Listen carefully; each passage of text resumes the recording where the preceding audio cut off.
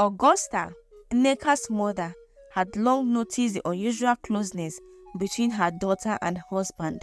At first, she dismissed her fears as baseless jealousy. But as Nneka's refusals grew more adamant, her bond with Arochukwu, her father, grew more intense. Augusta could no longer ignore the truth that gnawed at her heart.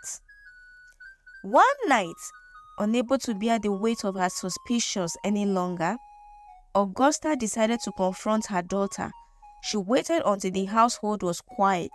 The only sound was the distant chirping of crickets. Steeling herself, she entered Nneka's room, where she found her daughter sitting by the window, lost in thought. "Nneka," Augusta began softly, "my daughter, why do you reject every suitor that comes to you? What is it that keeps you from embracing a life of your own?" Nneka turned slowly to face her mother, her eyes gleaming in the moonlight. "Mother," she said with a strange, distant smile, "there's only one man I will ever love, one man who truly understands me." Augusta's breath caught in her throat. "And who is this man?" she asked, her voice trembling with dread. Nneka's smile grew wider, more unsettling. "It is Father. He is the only one for me."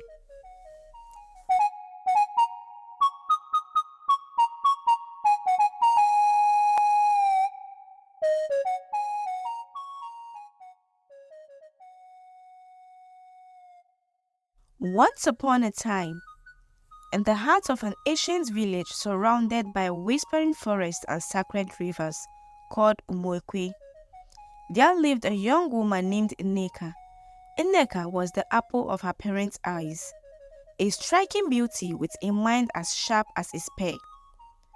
Her father, Arochukwu, was a revered elder known for his wisdom and courage, while her mother, Augusta, was a woman of grace and quiet strength. As Nneka blossomed into womanhood, suitors from far and wide flocked to their humble home, each more eager than the last to win her hand in marriage. They brought gifts of fine silks, golden trinkets, and even the rarest of ornaments from distant lands. But to the astonishment of the entire village, Nneka turned them all away with cold, unyielding resolve. Why would a girl so beautiful and of marriageable age refuse every suitor? The village buzzed with rumors. Some whispered that she was cursed. Others said she was waiting for a prince who would never come. But the truth was far more sinister and lay hidden behind the closed doors of her family's compound. While the bond between Nneka and her father Arochukwu was always strong, but it grew more intense with each passing year. As a child, Nneka followed Arochukwu, her father, wherever he went. He taught her the ancient and traditional stories of their people, shared his secrets, and treated her as though she were more than just his daughter. She was his confidant, his closest companion. But as she grew older, the lines between fatherly love and something far more dangerous began to blur. Arochukwu would take her on long walks into the forest, where they would sit by the river bank, speaking in hushed tones. He would stroke her hair, his touch lingering a moment too long. Nneka, confused by the depth of her feelings, found herself longing for this moment, cherishing the closeness they shared. One fateful evening, during a festival under the full moon, a young warrior named Kelechi came to ask for Nneka's hand in marriage.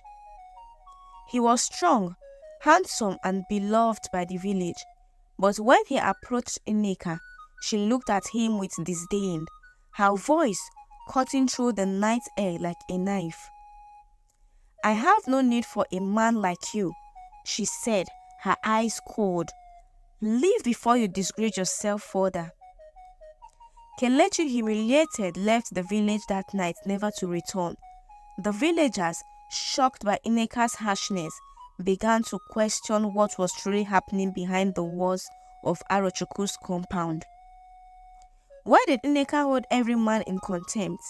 And why did her father never encourage her to marry? Augusta, Nneka's mother, had long noticed the unusual closeness between her daughter and husband. At first, she dismissed her fears as baseless jealousy. But as Nneka's refusals grew more adamant, her bond with Arochukwu, her father, grew more intense. Augusta could no longer ignore the truth that gnawed at her heart.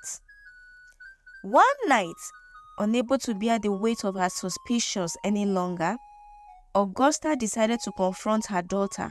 She waited until the household was quiet. The only sound was the distant chirping of crickets. Steeling herself, she entered Nneka's room, where she found her daughter sitting by the window, lost in thought. "Nneka," Augusta began softly, "my daughter, why do you reject every suitor that comes to you? What is it that keeps you from embracing a life of your own?" Nneka turned slowly to face her mother, her eyes gleaming in the moonlight. "Mother," she said with a strange, distant smile, "there's only one man I will ever love, one man who truly understands me." Augusta's breath caught in her throat. "And who is this man?" she asked, her voice trembling with dread. Nneka's smile grew wider, more unsettling. "It is Father. He is the only one for me." Augusta felt the ground shift beneath her feet, the words spinning as the horrifying truth unraveled before her. Nneka had not only refused her suitors, she had refused them because she was in love with her own father. The realization struck Augusta like a thunderbolt, and she staggered back, her heart pounding in her chest. Without another word, Augusta left the room, her mind racing with fear and confusion. She had to know the full extent of what was happening, so she devised a plan to uncover the truth. The next day, she approached Arochukwu with a calmness she did not feel. "Husband," she said, her voice carefully measured, "it has been too long since we spent time alone together. Let us walk by the river this evening as we used to." Arochukwu, unsuspecting, agreed.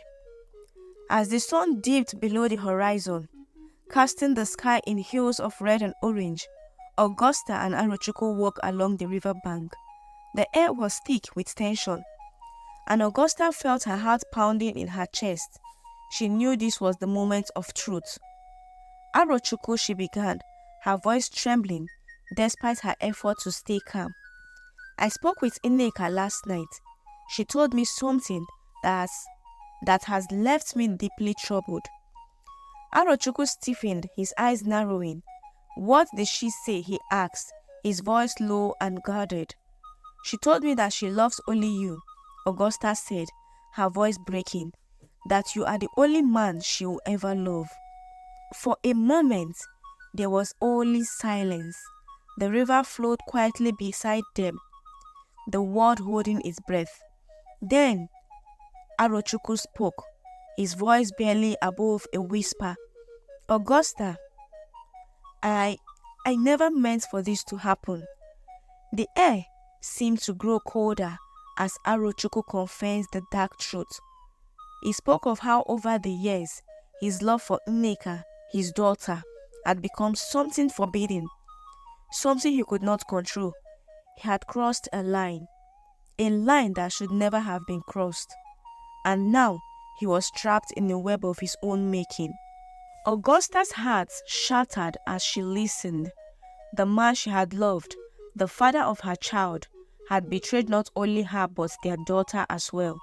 She knew what she had to do, no matter how much it would cost her. The following day, Augusta summoned the village elders. She shared with them the horrifying tale of what had transpired between Arochukwu and Nneka. The elders, wise and unjust, were outraged. They understood the gravity of the situation, and they knew that justice must be served swiftly to prevent further harm. The elders called for a public gathering in the village square. Everyone came, their faces filled with a mix of curiosity, fear, and anticipation. Augusta stood at the front, her face set with grim determination, while Arochukwu stood beside her, his head bowed in shame. Nneka was brought forth, her face pale and defiant, still refusing to see the wrongness of her actions. The elders spoke, their voices echoing across the square. Arochukwu, you have broken the sacred bond between father and daughter. You have betrayed your family, your village, and your ancestors. For this, you are banished from this village never to return. Arochukwu did not protest. He knew there was no forgiveness for what he had done. With heavy steps, he walked away from the only home he had ever known, disappearing into the forest beyond, a broken man. But the elders were not finished. They turned to Nneka, who stood trembling before them. Nneka, you have been led astray by the man who should have protected you. But you too must atone for the role you played. You'll be sent to live with your aunt in a distant village, far from here. There you will learn to heal and find your place in the world. Nneka's defiance finally crumbled, and she fell to her knees, tears streaming down her face. She understood, at last, the depth of the wrong that had been done. She nodded silently, accepting her fate. Augusta watched as her husband vanished into the distance, and her daughter was led away. Her heart ached with a sorrow she had never known, but she also felt a sense of relief. She had done what needed to be done to protect her family, even if it meant losing everything she had once held dear. Years passed, and the village gradually returned to its peaceful ways. The story of Arochukwu and Nneka became a cautionary tale, told to warn future generations of the dangers of crossing forbidden lines. Nneka, in her distant village, slowly began to heal. She eventually married a kind and gentle man who loved her truly, helping her rebuild her shattered life. Augusta remained in the village, respected and admired for her strength and courage. She never remarried, choosing instead to dedicate her life to helping others and ensuring that such a tragedy would never befall another family. As for Arochukwu, he was never seen again. Some say he wandered the forest, a ghost of the man he once was. Consumed by the weight of his sins, others believed he found peace in a faraway land, living out his days in solitude, haunted by the memories of what he had lost.